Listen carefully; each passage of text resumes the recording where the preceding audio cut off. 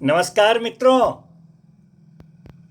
आज भाग 428 में हम लोग BSA 2023 के दो सेक्शंस 92 और 93 पर चर्चा करेंगे। सबसे पहले देखें सेक्शन 92 BSA 2023 हम लोगों को क्या कहता है। मित्रों, section 92 BSA 2023 says us about presumption as to 30 years old documents.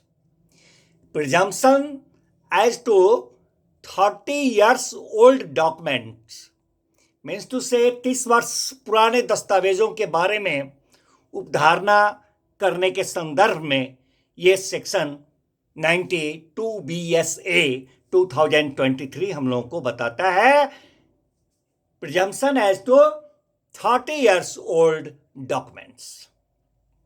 कहता है मित्रों ये सेक्शन कि जहां कोई दस्तावेज 30 वर्ष पुराना होना तात्पर्यित है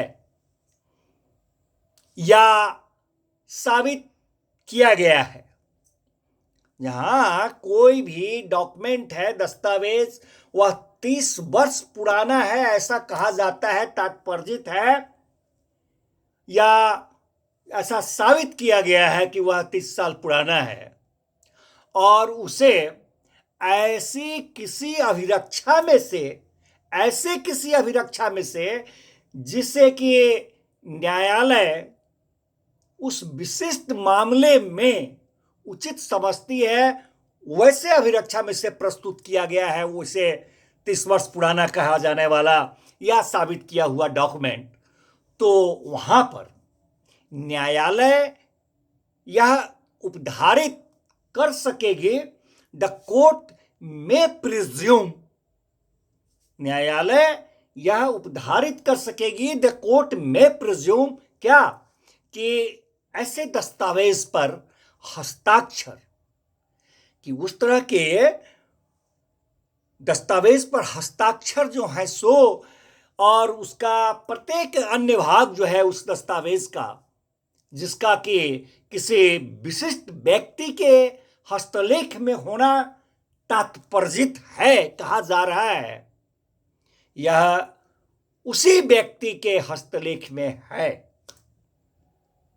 और साथ ही निष्पादित या अनुप्रमाणित दस्तावेज होने की दशा में, अगर वो दस्तावेज अनुप्रमाणित है या एक्सिक्यूटेड है या अटेस्टेड है, वैसी दशा में कहता है ये सेक्शन कि न्यायालय यह उपधारित कर सकेगी, द कोर्ट में प्रिज्यूम, कि क्या उपधारित कर सकेगी, उपधारित ये कर सकेगी वैसी स्थिति में कि वह उन व्यक्तियों द्वारा सम्यक रूप में निष्पादित और अनुप्रमाणित, एक्सिक्यूटेड एंड अटेस्टेड किया गया था। किन व्यक्तियों द्वारा? तो जिन व्यक्तियों के द्वारा उसका निष्पादित या अनुप्रमाणित होना, एक्सिक्यूटेड या अटेस्टेड होना तात्पर्यित है, कहा जाता है। This is the section 92 BSA 2023। और मित्रों, इसका स्पष्टीकरण करते हुए कहता है कि पिछला जो धारा हम लोग पढ़ चुके हैं, धारा 80, वहां पे ही इस बात का चर्चा किया था कि धारा 80 का जो स्पष्टीकरण है, जिस पर हम लोगों ने चर्चा किया था, वही स्पष्टीकरण इस धारा में भी लागू होता है। यानी धारा 80 का स्पष्टीकरण और धारा 92 का स्पष्टीकरण, दोनों का जो है वह एक ही है। अब इसका उदाहरण देखा जाए, कहता है कि एक्स है, एक एक्स नाम का व्यक्ति है। तो एक्स भू संपत्ति पर बहुत समय से कब्जा रखता आया है। एक्स है, वह किसी भू संपत्ति पर बहुत दिनों से कब्जा रखता आया है और वह उस भूमि संबंधी विलेख, उस भूमि संबंधी डीड जो है, जिनसे उस भूमि पर उसका हक दर्शित होता है, अपनी अभिरक्षा में से प्रस्तुत करता है। तो यह अभिरक्षा जो हुआ वह उचित अभिरक्षा कहा जाएगा। उसी तरह दूसरा उदाहरण देखा जाए, एक्स है।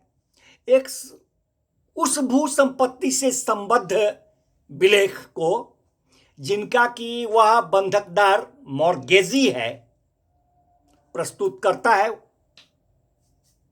एक्स उस भू संपत्ति से संबद्ध विलेख जिनका कि वह बंधकदार है, मॉर्गेजी है, उसको प्रस्तुत करता है।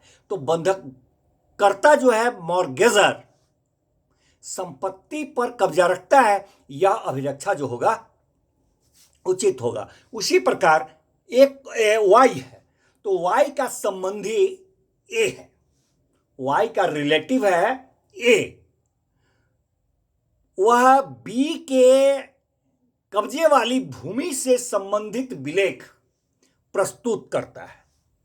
वाई का रिलेटिव ए बी के कब्जे वाली भूमि से संबंधित विलेख डीड को प्रस्तुत करता है, जिन्हें कि बी ने ए को उसके पास से सुरक्षित अभिरक्षा के लिए जमा किया था। तो यह अभिरक्षा जो हुआ वह उचित हुआ।